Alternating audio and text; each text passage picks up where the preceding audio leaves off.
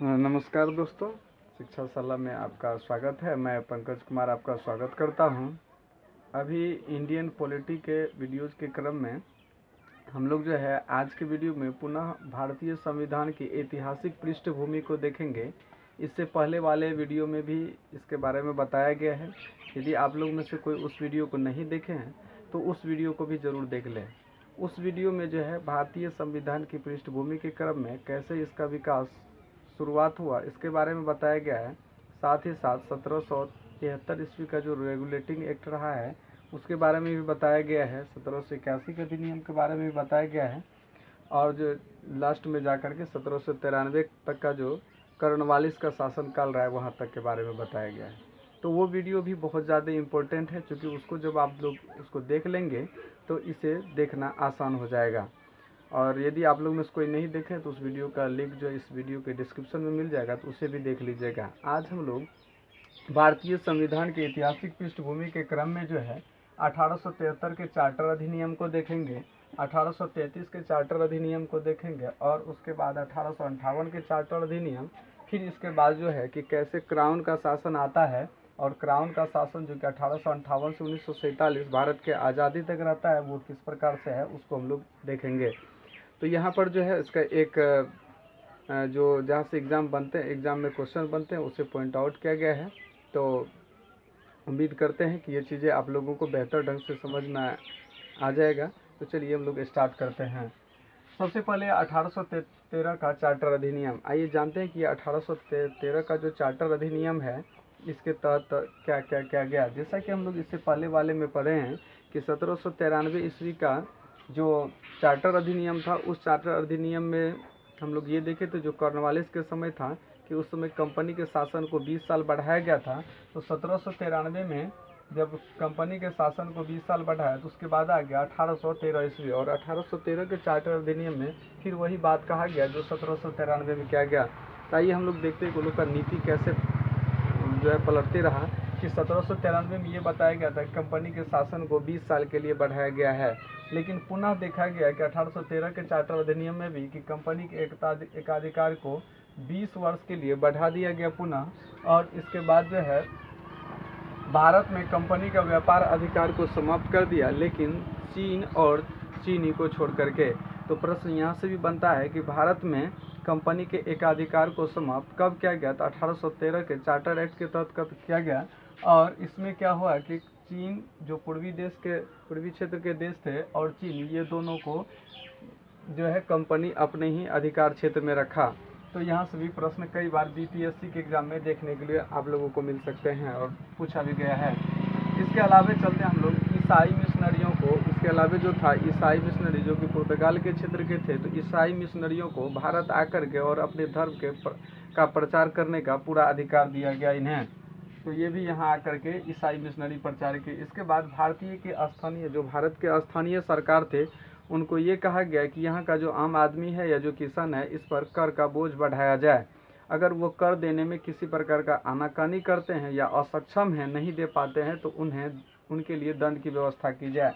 तो ये भी यहाँ पर देखा जाता है 1873 के चार्टर अधिनियम के तहत। तो 1873 का चार्टर अधिनियम एक तरह से कह सकते हैं, भले ही ब्रिटिश के नज़र में ये था कि भारत को कुछ रियायत दी जा रही है, लेकिन ऐसा कुछ नहीं देखा गया। तो पहला ही देखें हम लोग कंपनी का एकाधिकार 20 साल बढ़ गया। इसके बाद हम लोग देखें कंपनी का में जो है भारत के साथ व्यापार का जो एकाधिकार था उसको समाप्त किया गया, लेकिन चीन और चीनी को छोड़ करके। इसके अलावा हम लोग देखें कि ईसाई मिशनरियों को भारत आकर के ईसाई धर्म का प्रचार करने का अधिकार मिल गया। और लास्ट जो पॉइंट देखें कि भारत के स्थानीय सरकारों को ये कहा गया कि जो यहाँ के निवासी हैं उन पर करों का बोझ बढ़ाया जाए, अगर वो नहीं देते हैं तो दंड की व्यवस्था। तो उम्मीद करते हैं कि 1813 का जितने भी पॉइंट है ये 4 महत्वपूर्ण बिंदु हैं जहाँ प्रश्न बनते, ये आप लोगों को समझ में आ गया होगा। अब इसके बाद हम लोग चलते हैं 1833 के, फिर 20 साल के बाद 1813 के 20 साल बाद चलते हैं 1833 ईस्वी में। 1833 का जो चार्टर अधिनियम था वो क्या था उसको हम लोग देखते हैं। इस तरह से हम लोग क्रम से देखेंगे तो बहुत आसानी से याद हो जाएगा। इसमें क्या गया कि बंगाल के गवर्नर जनरल को भारत का गवर्नर जनरल घोषित किया गया।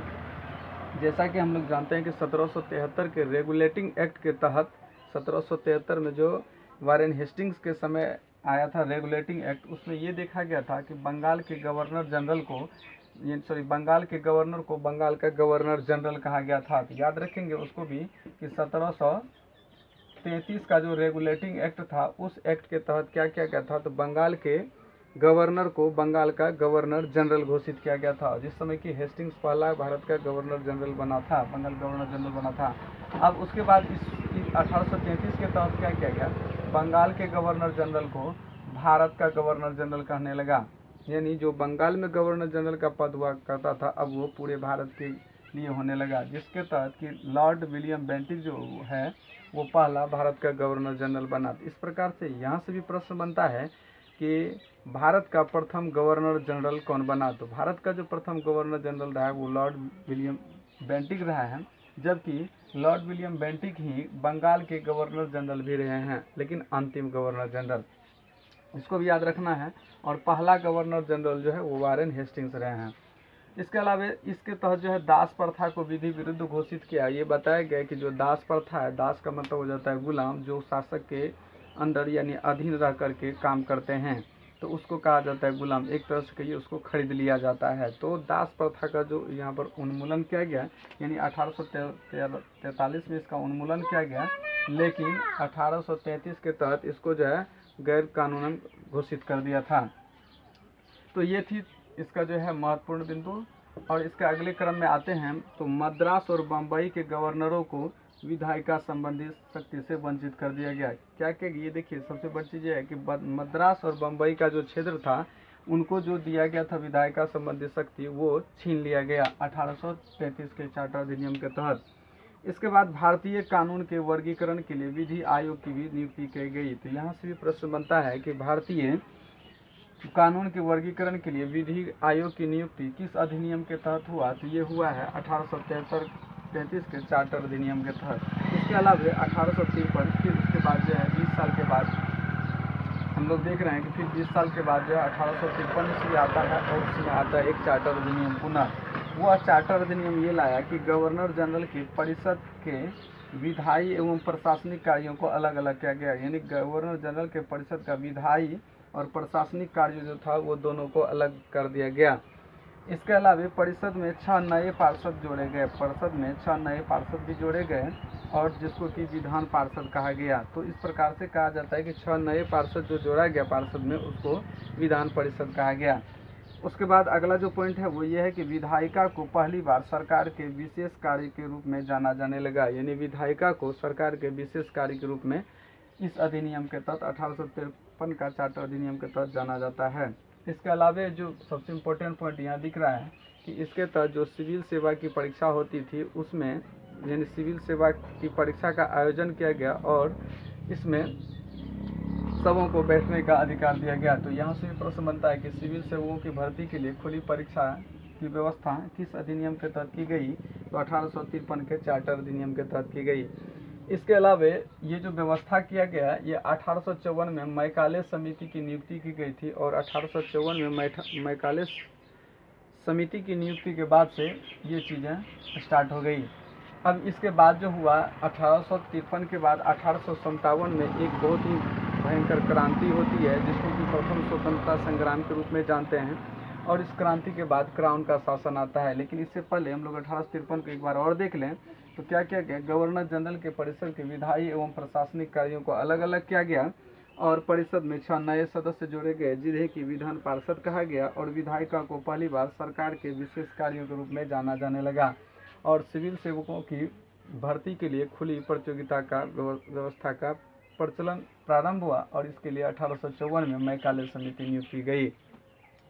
तो ये चीज़ों को हम लोग देखें। इसके बाद 1857 का विद्रोह होता है, और उसके बाद क्राउन के हाथ में शासन पुनः चला आता है। और ये क्राउन के हाथ में जब शासन चला जाता है, यानी एलिजाबेथ जो थी उसके हाथ में चला जाता है, और 1858 से लेकर के 1947 यानी भारत के स्वतंत्रता समय तक क्राउन के हाथ में ही भारत का शासन रहता है।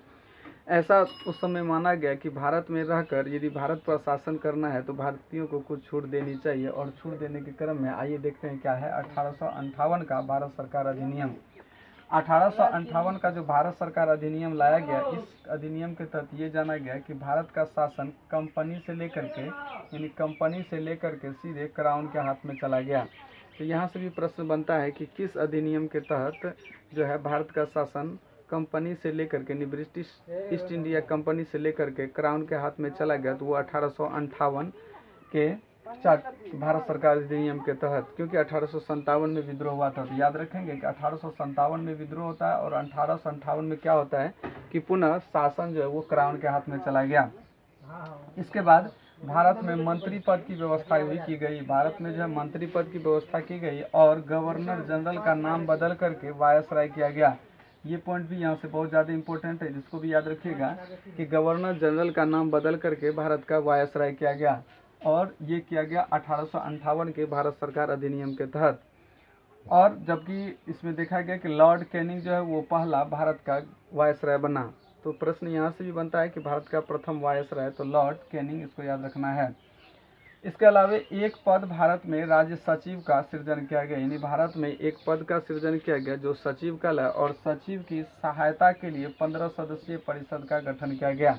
और इस 15 सदस्यीय परिषद में 8 सदस्य जो है वो ब्रिटिश सरकार का था, जबकि 7 कंपनी के निदेशक मंडल से थे। तो इसको भी हम लोग याद रखेंगे कि सचिव पद का जो सृजन है वो 1858 के भारत सरकार अधिनियम के तहत किया जाता है, जिसमें कि सचिव के सहायता के लिए 15 सदस्यीय पार्षद का भी गठन किया गया।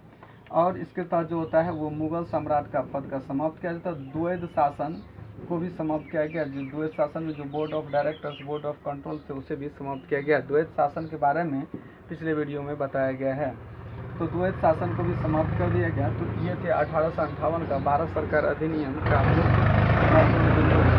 तो पहला हम लोग देखें कि कंपनी का शासन जो है वो, यानी भारत का शासन कंपनी से सीधे क्राउन के हाथ में चला गया। दूसरा ये देखा गया कि व्यवस्था की गई और गवर्नर जनरल का नाम बदल करके भारत का वायसराय किया गया। लॉर्ड कैनिंग जो है वो पहला वायसराय बने। एक पद सचिव का भी सृजन किया गया और इसकी सहायता के लिए 15 सदस्यीय परिषद का गठन किया गया, जिसमें 8 सदस्य ब्रिटिश सरकार के थे और 7 कंपनी के निदेशक मंडल से थे। इसके अलावा मुगल सम्राट का पद भी समाप्त कर दिया गया और द्वैध शासन भी समाप्त कर दिया गया। द्वैध शासन के तहत बोर्ड ऑफ डायरेक्टर्स और बोर्ड ऑफ कंट्रोलर्स जो थे उन्हें भी समाप्त किया गया। इसके अलावा जो अब हम लोग जानते हैं कि 1861 यानी 1800 हम लोग देखें 13 के 20 साल बाद 33 के 20 साल बाद 53 के 5 साल बाद 58, क्योंकि क्रांति हुई 58 के जो है 3 साल के बाद 61 में भारत परिषद अधिनियम आया। और ये भी भारत परिषद अधिनियम जो है ये इसीलिए लाया गया कि जो है भारत में रह के भारतीयों को कुछ छूट दी जानी चाहिए, तो छूट के तहत इस अधिनियम को लाया गया। इसमें क्या किया गया कि गवर्नर जनरल की कार्यकारिणी पद को विस्तार किया गया, यानी गवर्नर जनरल का जो कार्यकारिणी पद था उसमें और ज़्यादा विस्तार किया गया, जिसके तहत कानून बनाने में भारतीय प्रतिनिधियों को भी शामिल किया जाने लगा। ऐसा है कि कैनिंग ने कुछ स्थानीय राजाओं को भी इसमें शामिल किया था, ऐसा कहा जाता है, कहीं कहीं देखने को मिलता है। तो कानून बनाने में भारतीय प्रतिनिधियों को भी शामिल किया जाने लगा और इसके तहत जो विभागीय प्रणाली प्रारंभ हुआ। तो प्रश्न यहाँ से भी बनता है कि विभागीय प्रणाली का प्रारंभ किस अधिनियम के तहत हुआ, तो ये हुआ है 1861 के भारत परिषद अधिनियम के तहत। और इसके अलावा गवर्नर जनरल को अध्यादेश जारी करने की शक्ति दी गई। ये पॉइंट बहुत ज़्यादा इम्पोर्टेंट है। प्रश्न ये भी बन जाता है कि गवर्नर जनरल को अध्यादेश जारी करने की शक्ति किस अधिनियम के तहत दी गई, तो वो भारत का जो 1861 का भारत परिषद अधिनियम था उसके तहत दी गई। और इसमें कहा गया कि गवर्नर को अध्यादेश जारी करने की तो शक्ति दी गई है, लेकिन इसकी अवधि अधिकतम 6 माह ही है। तो हम लोग देखें इसके फिर पॉइंट को एक बार देख लेते हैं। पहला क्या क्या कि गवर्नर जनरल की कार्यकारिणी पद का विस्तार किया गया और कानून बनाने में भारतीयों को भी शामिल किया जाने लगा। विभागीय प्रणाली का प्रारंभ हुआ, ये किनके द्वारा हुआ, तो लॉर्ड कैनिंग के द्वारा हुआ। और गवर्नर जनरल को अध्यादेश जारी करने का शक्ति मिला, जो कि 6 महीने के लिए वैलिड थे। इसके अलावा अब हम लोग जो है अगले वीडियो में जो पढ़ेंगे वो 1873 ईस्वी के जो अधिनियम है उसको पढ़ेंगे, 1876 के अधिनियम को पढ़ेंगे। और इसके अलावा जो 1892 का भारत परिषद है 1902 का है, इसको हम लोग यहाँ अगले वीडियो में पढ़ेंगे। तो उम्मीद करते हैं दोस्तों ये चीज़ें आपको एक बढ़िया से जो है समझ में आ गया होगा। तो इसको जो है एक बार आप लोग बढ़िया से नोट्स बना के तैयारी कर लीजिएगा, ताकि यहाँ से जो भी प्रश्न एग्जाम में आए वो छूट ना सके। तो चलिए हम लोग मिलते हैं नेक्स्ट वीडियो में। इसका जो तीसरा पार्ट है वो बहुत जल्दी अपलोड कर दिए जाएंगे, तो उसे भी देख लीजिएगा। और इसका पहला पार्ट वो डिस्क्रिप्शन बॉक्स में मिल जाएगा। चलिए मिलते हैं नेक्स्ट वीडियो में। धन्यवाद।